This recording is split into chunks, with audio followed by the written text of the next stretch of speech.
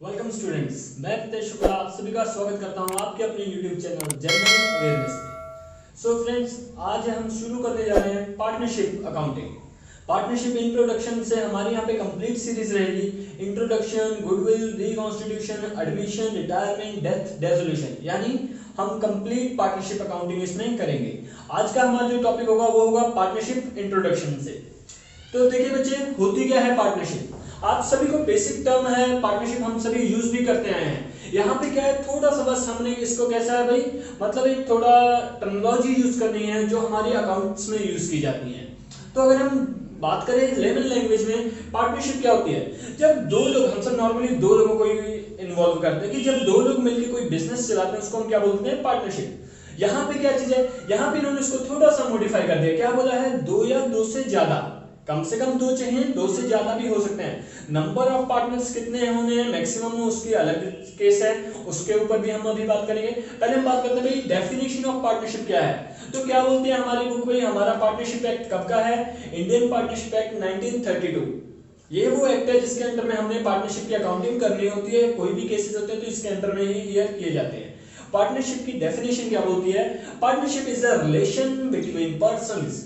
इसमें भाई partnership is a relation between person, कितने पर्सन? टू और more than two person who share the profits of a business carried on by all और any of them acting for all. मतलब क्या हुआ बच्चे कि भाई ऐसा पार्टनरशिप एक ऐसा रिलेशन है लोगों के बीच में जिसमें वो प्रॉफिट्स शेयर करते हैं। कौन से बिजनेस का? जो वो सारे मिलकर चलाते हैं या फिर उनमें से कोई एक सभी के लिए चलाता है।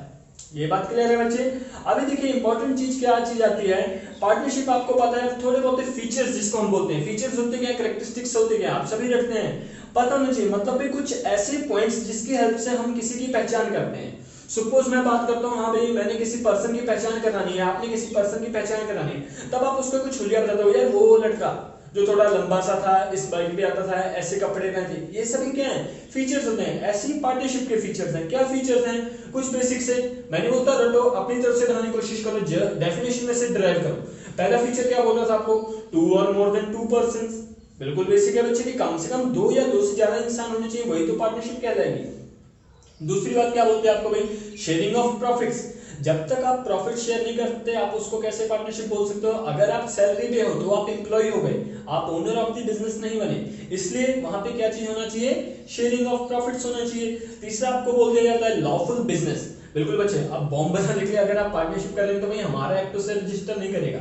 जो इंडियन पार्टनरशिप एक्ट है वो अनलॉफुल बिजनेस को रजिस्टर नहीं करता। आपके पास क्या चीज होनी चाहिए? लॉफुल बिजनेस होनी चाहिए। इसके बाद में आप बोल सकते हैं म्यूचुअल कंसेंट। भाई जबरदस्ती आप किसी से पार्टनरशिप नहीं कर सकते, उनकी मर्जी के अनुसार होना चाहिए, कंसेंट के साथ में होना चाहिए। और आप इसमें कुछ फीचर्स ऐड कर सकते हैं। क्या चीज भाई? Unlimited liability, one of the important feature of partnership. Unlimited liability, there is exception of limited liability partnership, LLP, वो अलग चीज है। वैसे में इसका फीचर क्या बच्चे? Unlimited liability. अब इसका मतलब क्या हुआ भाई? जो पार्टनर्स होते हैं उनकी अनलिमिटेड लायबिलिटी है, यानी अगर वो डेट पे करने के काबिल नहीं रहते उनकी फर्म, उनको अपनी पर्सनल प्रॉपर्टी में से वो डेट पे करना पड़ेगा। That is known as unlimited liability. Okay, इसके बाद में बच्चे लास्ट में हमारे पास में क्या चीज आ जाता है? एक्ट आप इसमें ऐड कर सकते हो। भाई एक्ट कौन सा है? Indian partnership act 1932। और एक इसमें मेन चीज आती है एग्रीमेंट। एग्रीमेंट क्या चीज है? इसको हम पार्टनरशिप डीड भी बोलते हैं। सो एग्रीमेंट क्या है बच्चे? देखिए, पार्टनरशिप एग्रीमेंट या partnership deed is an written और ओरल, या तो रिटन हो सकता है या तो ओरल एग्रीमेंट हो सकता है between the partners in which they explain the rules and regulations और कंडीशंस ऑफ देयर पार्टनरशिप। मतलब क्या चीज है बच्चे कि इसमें उन्होंने अपने रूल और रेगुलेशन को एक्सप्लेन किया होता है। इसी चीज को हम क्या बोल देते हैं? Partnership deed. यहां तक फीचर्स कंप्लीट है बच्चे। अब इसमें क्या आते हैं? पार्टनर्स के कुछ राइट्स आते हैं, ड्यूटीज आते हैं, बिल्कुल इजी सी हैं। हम वीडियो को ज्यादा लेंथी नहीं करेंगे, वो आप एक बार गो थ्रू हो जाना, आपको समझ में आ जाएगी। अगले टॉपिक की तरफ हम जंप करते हैं, दैट इज पार्टनरशिप डीड। अब पार्टनरशिप डीड क्या? अभी जैसा मैंने बच्चे आप सभी को बताया, इट इज एन रिटन और oral agreement in which the rules and regulations of the partnership firm are explain. मतलब क्या चीज है बच्चे? हमने इसमें रूल और रेगुलेशन एक्सप्लेन किए गए हैं। It is not compulsory by the Indian partnership act 1932। मतलब क्या है बच्चे, ये कंपलसरी नहीं है, आप बनाना चाहते हो तो बनाओ, नहीं बनाना चाहते तो नहीं बनाओ, वहां पे कोई जोर जबरदस्ती नहीं है आपसे। आप बनाना चाहते हो दैट्स वेल एंड गुड, अगर नहीं बनाना चाहते तो दैट्स फाइन। एक प्रैक्टिकल नॉलेज आप सभी को बता दूं, जो डीड होती है बच्चे वो रजिस्ट्रार ऑफ फर्म से या फिर आप नोटरी पब्लिक से बनवा लेते हैं। यहाँ पे क्या है, आपको कोई भी बना देगा 50 रुपए में, 100 रुपए में, 200 रुपए में। प्रैक्टिकल नॉलेज के लिए आपको बता रहा हूँ, अगर आपने पार्टनरशिप डीड बनानी है, कम से कम उसके ऊपर 2000 रुपीज का स्टाम्प पेपर लगाएं। रीजन क्या है, जब आप कोई भी केस फाइल करते हैं फ्यूचर में इनकम टैक्स में या कहीं पे भी, तो डीड रिजेक्ट हो जाती है स्टाम्प पेपर की वजह से। इसलिए जब कभी आप बिजनेस करने जा रहे हो, पार्टनरशिप करने जा रहे हो, मिनिमम 2000 के स्टाम्प पेपर जरूर लगवाएं। ठीक है बच्चे, वापस आते हैं अपने टॉपिक पे। पार्टनरशिप डीड क्या था भाई, जिसमें हमने रूल्स और रेगुलेशंस एक्सप्लेन किए थे, किसके, अपने पार्टनरशिप के। ठीक है भाई, क्या चीज था, बिल्कुल सिंपल सा भाई। पहले हमने फीचर क्या बोला भाई पार्टनरशिप डीड का, रिटन और ओरल एग्रीमेंट। रिटन और ओरल एग्रीमेंट होता है बच्चे। दूसरा हमने क्या बोला भाई, rules and regulations of the partnership.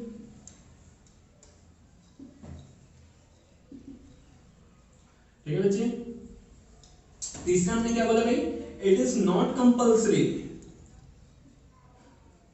It is not compulsory, ये आपकी मर्जी पे है, बनाना चाहो तो बनाओ, ना बनाना चाहो तो ना बनाओ। अब देखिए भाई, ये चीज तो हमें समझे, रूल्स एंड रेगुलेशन मतलब क्या। रूल्स एंड रेगुलेशन हमने बोला सर, सबसे पहले माइंड में जो बात आती है प्रॉफिट शेयरिंग, बस बात खत्म। नहीं बची, इस चीज को हम कंटेंट्स ऑफ पार्टनरशिप डीड में कवर करते हैं कि क्या क्या चीजें आती हैं। तो कंटेंट्स में क्या चीजें बच्चे, देखो जब भी आप कोई बिजनेस करने जा रहे हो, प्रैक्टिकल सोचो कि आप किन किन बातों का ध्यान रखोगे, सारी चीजें कंटेंट में कवर हो जाएगी। क्या क्या, बेसिक शुरू करते हैं, नेम ऑफ द बिजनेस। सबसे पहले आपको नाम एक्सप्लेन करना पड़ेगा। Name of the partners, partner कौन कौन है, their address, nature of business, business किस चीज का है आपका, आइदर प्रोडक्शन कर रहे हो, सर्विसेज कर रहे हो, किस चीज की प्रोडक्शन कर रहे हो। उसके बाद में हेड ऑफिस कितने हैं, ब्रांचेस कितनी है, ब्रांच का एड्रेस क्या है, ये सारी चीजें। अब जाके फिर ये सब बेसिक बिजनेस रिलेटेड थे। अब आएंगी मेन पार्टनरशिप से रिलेटेड क्या क्या चीजें। सबसे पहले भी प्रॉफिट शेयरिंग रेशियो, सबसे इंपॉर्टेंट कंटेंट है हमारा। उसके बाद में इंटरेस्ट ऑन कैपिटल, यानी भाई जो पार्टनर्स ने कैपिटल लगाई है उसके बदले में उनको कितने % इंटरेस्ट दिया जाएगा, यानी rate of interest allowed on their capital, वो चीज मेंशन होनी चाहिए। इसके बाद में interest on drawing to be charged, मतलब जो उन्होंने पैसा निकलवाया है बिजनेस से, वो उसके ऊपर किस रेट से हम चार्ज करेंगे। Similarly salary to partners, remuneration to partners, commission to partners, और इसके बिना इंटरेस्ट ऑन लोन, वेजेस हो गई, रेम्युनरेशन हो गई, बोनस हो गया, कितना कितना देना है। अकाउंट्स कौन से तरीके से आपने मेंटेन करने हैं, either cash basis, accrual basis, hybrid system, goodwill की ट्रीटमेंट कैसी होगी, फ्यूचर में एडमिशन ऑफ पार्टनर होनी है तो कैसे होनी है, रिटायरमेंट होनी है तो कैसे होनी है, या फिर अगर लड़ाई होती तो कैसे समझौता होगा, एब्रिविएटरी क्लॉज। ये सारी चीजें, जो भी चीजें आपके माइंड में आती है, वो सारी चीजें किसके अंडर में कवर हो जाती हैं, कंटेंट्स ऑफ पार्टनरशिप डीड के अंडर। होप सो आपको यहां तक समझ आएगा। मैंने 2-3 मिनट के अंदर अंदर सारी थ्योरी समराइज कर दी है। अभी हम चलते हैं पहले अपने प्रैक्टिकल टॉपिक के ऊपर, जिसको हम बोलते हैं एब्सेंस ऑफ पार्टनरशिप डीड। यानी बच्चे देखो, अब जब यहीं से कनेक्ट करूंगा, इसका थर्ड फीचर क्या था आपके पास में, it is not compulsory. Compulsory नहीं है कि आपने डीड बनानी है, नहीं बनानी। अब सपोज आपने डीड नहीं बनाई, उस केस में क्या होगा, तो अभी हम वो टॉपिक करने जा रहे हैं। बिल्कुल इजी सा टॉपिक है, कंटिन्यू करते हैं। देखो बच्चे सीन क्या है, अभी आपको क्या होगा, आपको एक क्वेश्चन दिया जाएगा जिसके अंदर क्या एक्सप्लेन किया जाएगा कि भाई एक पार्टनरशिप फर्म थी, उन्होंने डीड नहीं बनाई थी, there was absence of deed, या फिर कई बार ऐसा होता है कि हमने वो क्लॉज लिखा नहीं होता डीड में। मतलब सपोज मैंने और मेरे फ्रेंड ने पार्टनरशिप शुरू की, मैंने बोला यार अपना भाई है, अपना दोस्त है, मैं जस्ट प्रॉफिट शेयरिंग रेशियो लिखी और बिजनेस स्टार्ट कर लिया। अब साल 1.5 साल बाद क्या हुआ, उसमें थोड़ी प्रॉब्लम आ गई। क्या बात है, बोलता है यार मैं तुझसे ज्यादा काम करता हूँ, मुझे सैलरी चाहिए। अब मैंने वो चीज वहां पे लिखी, डीड मैंने बनाई है, लेकिन सैलरी का क्लॉज मैंने वहां पे नहीं डाला, तो उस केस में वो क्या चीज माना जाएगा, एब्सेंस ऑफ डीड। तो इन बातों का आप जगह हमने सोल्यूशन देना है कि भाई अब आपने डीड कंपल्सरी नहीं बोला था, हमने नहीं बनाई, अब सीन क्या होगा फिर। अब बच्चे देखिए क्या होगा, क्या बोलते हैं हमारे पास में कोर्ट, जब आप कोर्ट जाओगे तो जज एक सिंपल सी बात बोलता है भाई कि अगर आपने डीड नहीं बनाई कोई बात नहीं, लेकिन अब जाके जो रूल्स हैं वो आपको मेरे अकॉर्डिंग चलने पड़ेंगे। और कोर्ट किसके अकॉर्डिंग चलेगा, एक्ट के अकॉर्डिंग। कौन सा act, Indian partnership act 1932। Please बच्चे माइंड करो इसको, इंडियन पार्टनरशिप एक्ट 1932। अब देखिए ये जो एक्ट है कंप्लीट पार्टनरशिप के बारे में बताता है। उससे पहले क्या था भाई, हम कंपनीज एक्ट भी नहीं आया तब, जो बच्चे आपका इंडियन पार्टनरशिप एक्ट है वो कहां से निकल के आया है? It has came out from Indian contract act 1872। सोचिए 1872 जो इंडियन कॉन्ट्रैक्ट एक्ट है वहां से निकल के हमारे पास में क्या है? Indian partnership act 1932। ठीक है बच्चे, अब देखिए रूल्स क्या एप्लीकेबल है जब भी हम मतलब डीड हमारी एब्सेंट है, रूल्स किसके एप्लीकेबल होंगे? Indian partnership act 1932। हमें इस पूरे एक्ट को नहीं पढ़ना, हमें सिर्फ बच्चे इसमें के 5 क्लॉजेस, हमें सिर्फ इसमें के 5 क्लॉजेस को पढ़ना है। 5 क्लॉजेस कौन से हैं वो मैं अभी आपको बताऊंगा। 5 क्यों मैं 6 कराता होता हूँ क्योंकि मोस्टली कई बार एक 6वां भी यूज हो जाता होता है। हम 6 क्लॉजेस पढ़ेंगे, समराइज करूंगा बच्चे लास्ट में। पहले हम लिख लेते हैं हमारे पास में क्या क्या बोलता है वो बोलता है equal sharing of profit and losses. सबसे पहला प्रॉफिट शेयरिंग के ऊपर लड़ाई होती है बच्चे, ठीक है जी, प्रॉफिट एंड लॉसेस, ठीक है। दूसरे नंबर पे बोलता है no interest on capital is allowed.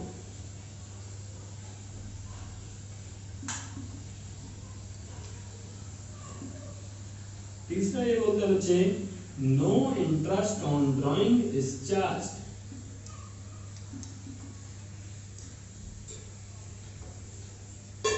चौथा ये आप सभी को बोलता है interest on loan allowed at the rate 6% per annum. Fifth ये आप सभी को बोलता है नो सैलरी, कमीशन, रेम्यूनरेशन और बोनस, ठीक है जी। अब देखिए बच्चे ये आपको 5 क्लॉसेस दिए गए हैं, मैं इनको 3 में समराइज करूंगा। कैसे समराइज करूंगा? सबसे पहले इंपॉर्टेंट बात बच्चे देखिए, जब कभी भी प्रॉफिट शेयरिंग रेशियो की बात होगी कि भाई उन्होंने प्रॉफिट शेयरिंग रेशियो ही नहीं मेंशन की थी। अब सीन कुछ भी हो, कोर्ट के पास हम नॉर्मली भी ऐसे करते हैं, हम क्या करते हैं भाई जब किसी 2 जने में लड़ाई होती है हम बराबर बांट देते हैं। वही कोर्ट कर रहा है, एक्ट कर रहा है हमारे पास में क्या भाई equal sharing of profits and losses, कि भाई प्रॉफिट जो होगा वो इक्वल बटेगा, लॉस जो होगा इक्वल बटेगा। कैसे इक्वल बटेगा? आपने डीड नहीं बनाई, कल को आप जाके केस करते हो कि सर मैंने काम ज्यादा किया है और उसने काम कम किया, मुझे प्रॉफिट ज्यादा मिलना चाहिए। कोर्ट इससे एक्सेप्ट नहीं करता। वो क्या बोलता है भाई अगर आपने डीड बनाई तो ठीक है, नहीं बनाई तो प्रॉफिट से या लॉस कैसे बटेगा? बराबर बराबर बटेगा। 2 पार्टनर है तो बच्चे 1:1, 3 है तो 1:1:1, यानी 1/3 1/3 1/3, ऐसे ही सभी में। दूसरा क्लॉज आपके पास क्या होता है बच्चे इंटरेस्ट ऑन लोन, जो कि कितना होगा 6% पर एनम। अब लोन क्या चीज होगी? पार्टनर ने कैपिटल के बिना अलग से बिजनेस में कुछ पैसा एडवांस किया था, उस चीज को हम क्या बोलते हैं? एडवांस बाय पार्टनर या लोन बाय पार्टनर। अब उसके ऊपर इंटरेस्ट रेट जो होता है वो कई बार मार्केट में जो प्रिवेलिंग रेट्स हैं उसके ऊपर मांगता है, बट यहाँ पे उसको मैक्सिमम कितना मिलेगा? सिर्फ 6% पर एनम। अगर डीड में मेंशन है तो उतना मिल जाएगा, नहीं मेंशन है तो 6% पर एनम। लास्ट बच्चे थर्ड क्लॉज में सम अप करूंगा, nothing is allowed, nothing is charge. मतलब no interest on capital is allowed, no interest on drawing will be charge, no commission, remuneration और बोनस कुछ भी नहीं, नो सैलरी, किसी partner को कुछ भी नहीं देना। 3 में सम अप हो गया बच्चे। पहला क्या? Profit sharing ratio equal, interest on loan eight the rate 6% per annum, किसी चीज का किसी को कुछ भी नहीं। बात क्लियर है बच्चे? एक जो मैं 6वां क्लॉज ऐड कराता हूं वो छोटा सा आप सभी ऐड कर लो। वो क्या है? Admission of partner. वो कब होगी बच्चे? With consent of all partners. और ये वाला क्लॉज मैं क्यों ऐड करा रहा हूं? कई बार क्वेश्चंस में ये हमें क्लॉज मिल गया है कि भाई एडमिशन ऑफ पार्टनर कब होगी? जब सभी की सहमति होगी तभी होगी, नहीं तो नहीं हो सकती। बात क्लियर है बच्चे? होप सो यहां तक आपको क्लियर होगा। अब इसके बेस पे आप अपने जो फर्स्ट चैप्टर के क्वेश्चंस हैं उनको आप अटेम्प्ट कर सकते हो। हाँ जी बच्चे, सो जैसा कि मैंने अभी आपके साथ टॉपिक कंप्लीट किया पार्टनरशिप डीड का, अभी मैं आ गया हूँ टीएस गलियाल की बुक है मेरे पास और मैं क्वेश्चन नंबर 3 से आपका टॉपिक स्टार्ट करने जा रहा हूँ। क्वेश्चन नंबर 3 देखिए हमें क्या बोला है, ABC are partners in a firm, they do not have partnership deed. क्या चीज मेंशन कर दी बच्चे इन्होंने? They do not have partnership deed at the end of the first year of the commencement of the firm, they have faced the following problems. क्या हुआ बच्चे? पहला साल खत्म हुआ और उन्हें कुछ प्रॉब्लम्स आ रही है। A wants that interest on capital should be allowed to the partners, but B and C does not agree. अब वो क्या बोल रहे हैं बच्चे कि जो A है वो इंटरेस्ट ऑन कैपिटल मांग रहा है लेकिन B और C एग्री नहीं कर रहे हैं। अब देखिए आपने क्या सोल्यूशन देना है, आपने कैसे स्टार्ट करना है? सबसे पहले आपने मेंशन करना है In the absence of partnership deed, rules are applicable as per Indian Partnership Act 1932. अब वो 5 रूल्स को रिकॉल करो, क्या बोलते थे वो? No interest on capital is allowed, यानी क्लेम बी और सी का सही है बच्चे, तो आपने क्या लिखना है? The claim of B and C is acceptable, या फिर the claim of A is not acceptable as because in the absence of deed no interest on capital is allowed. Clear है बच्चे? ये चीज मेंशन करनी है आप सभी। सिमिलरली नेक्स्ट देखते हैं क्या बोल रहा है, कह रहा है B wants that partner should be allowed to follow to draw salary but A and C does not agree. अब बताइए, जो बी है वो सैलरी मांग रहा है, ए और सी एग्री नहीं कर रहे, सो यानी जो ऑब्जेक्शन है ए और सी की वो बिल्कुल सही है। क्यों? In the absence of deed no salary is allowed to any of the partner.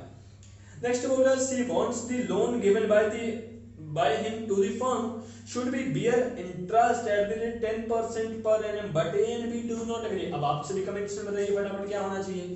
Interest वो कितना मांग रहा है? 10% पर एनम, बट डीड में तो मेंशन नहीं किया। अब डीड के एब्सेंस में क्या बोलता है भाई इंडियन पार्टनरशिप एक्ट? वो क्या बोलता है? Interest on loan is allowed at the rate 6% per annum. यहाँ पे बच्चे एक चीज आप सभी के लिए ऐड कर दूं मैं, जो 6% पर एनम वो तो है ही, साथ में जो इंटरेस्ट ऑन लोन है वो क्या होता है? एक we can say charge against the profit. इसका क्या मतलब होता है कि जो लोन लिया है इन्होंने, फर्म ने लोन लिया है पार्टनर से, अब चाहे फर्म को लॉस भी हो रहा हो उसके ऊपर इंटरेस्ट उन्हें देना ही पड़ेगा। ये टॉपिक हम आगे भी कंप्लीट करेंगे, चार्ज अगेंस्ट प्रॉफिट और एप्रोप्रिएशंस अगेंस्ट प्रॉफिट। क्लियर है बच्चे? चलिए नेक्स्ट क्लेम पढ़ते हैं भाई क्या बोल रहा है, कह रहा है A and B have contributed larger amounts of capital, desire that the profit should be divided in their ratio of capital contribution but C does not agree. क्या हुआ बच्चे? ए और बी ने बहुत ज्यादा पैसा इन्वेस्ट किया है, अब वो क्या चाहते हैं भाई जो प्रॉफिट है वो उनके जिस हिसाब से पैसा लगाए उसके अकॉर्डिंग डिस्ट्रीब्यूट है। एग्जांपल के लिए सपोज हम पार्टी करने गए, 3 फ्रेंड्स गए, मैंने 200 रुपए कंट्रीब्यूट किया, मेरे फ्रेंड ने 200 कंट्रीब्यूट किया, एक ने 50 रुपीज कंट्रीब्यूट किए, टोटल हमने 250 का पिज्जा मंगाया। अब हम क्या चाहते हैं भाई जिस हिसाब से हमने कंट्रीब्यूशन किया उस हिसाब से बटे, लेकिन ऐसा नहीं होता है ना बच्चे। दोस्त है भाई बराबर खाएंगे, डीड बना लेते या फिर उसको कानून बना लेते, वैसा ही यहाँ पे हो रहा है। क्योंकि आपने डीड नहीं बनाई तो रूल क्या बोलते हैं आपको? The profit should be distributed equally।